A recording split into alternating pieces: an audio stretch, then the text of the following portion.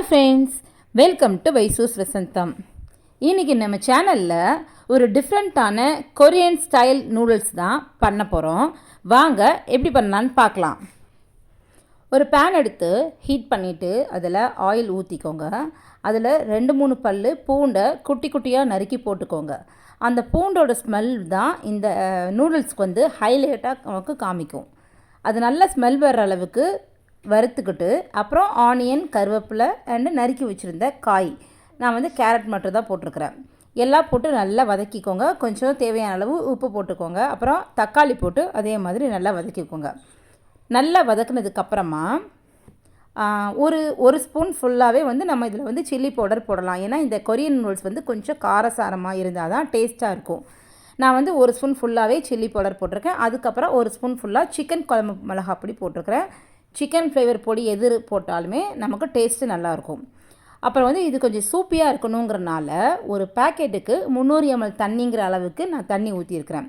இதில் வந்து நான் 3 பேக்கெட் மேகி நூடுல்ஸ் தான் போட்டிருக்கிறேன். நீங்கள் வந்து இந்த டைமில் வந்து தண்ணி எவ்வளோ தேவையோ அவ்வளோ தண்ணி ஊற்றி கொதிக்க வச்சுருங்க. இந்த டைமுக்கு அப்புறம் தண்ணி லாஸ்ட்டாக சேர்த்தோம் அப்படின்னு சொன்னால் தண்ணியோட ஃப்ளேவர் நமக்கு சேராத மாதிரி தனியாக தெரிகிற மாதிரி தெரியும். இப்போ நான் ஓரளவுக்கு தண்ணி நல்லா கொதிச்சதுக்கப்புறமா நம்ம எடுத்து வச்சுருந்த மேகி நூடுல்ஸை போட்டு அதோட மசாலாலாம் போட்டு நல்லா கிண்டிட்டு மூடி வச்சுட்டேன்.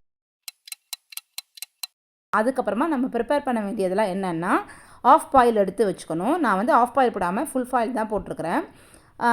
ஆஃப் பாயில், அப்புறம் வந்து ஒரு நீளமாக நறுக்கி வச்சுருந்த ஆனியனை வந்து ஃப்ரை பண்ணணும். நான் வந்து அது ஆனியன் ஃப்ரை பண்ணி எடுத்து வச்சு உங்ககிட்ட காமிக்க மறந்துட்டேன். இப்போ வந்து நூடுல்ஸ் நல்லா ரெடி ஆயிடுச்சு.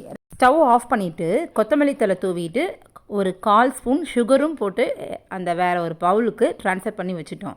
நம்ம சர்விங் பிளேட்டுக்கு மாற்ற போகும்போது மேகி எடுத்து வச்சுட்டு அதுக்கு மேலே 2 ட்ராப்ஸ் லெமன் கட் பண்ணி நம்ம அந்த ஃப்ரைட் ஆனியன் எடுத்து வச்சுருக்கோம் இல்லையா, அந்த ஆனியன் ப்ளஸ் எக்கு எல்லாம் சேர்த்து வச்சு பிளேட்டிங் பண்ணி முடிச்சிட்டிங்கன்னா அந்த ஆஃப் பாயிலோட இந்த எக்கை கட் பண்ணி சாப்பிடும்போது டேஸ்ட்டு வந்து அவ்வளோ நல்லாயிருக்கும். பொதுவாகவே நூடுல்ஸ்னால் சின்ன பசங்களுடைய ஃபேவரட்னு நினைப்போம். இந்த நூடுல்ஸு பெரியவங்களுக்கும் ரொம்ப ரொம்ப பிடிக்கும். ட்ரை பண்ணி பார்த்துட்டு எப்படி இருக்குன்னு சொல்லி மறக்காமல் கமெண்ட் பண்ணுங்கள். வீடியோ பிடிச்சிருந்துச்சுன்னா லைக் பண்ணி, ஷேர் பண்ணி, சப்ஸ்கிரைப் பண்ணி சப்போர்ட் பண்ணுங்கள். தேங்க்யூ ஃபார் வாட்சிங்.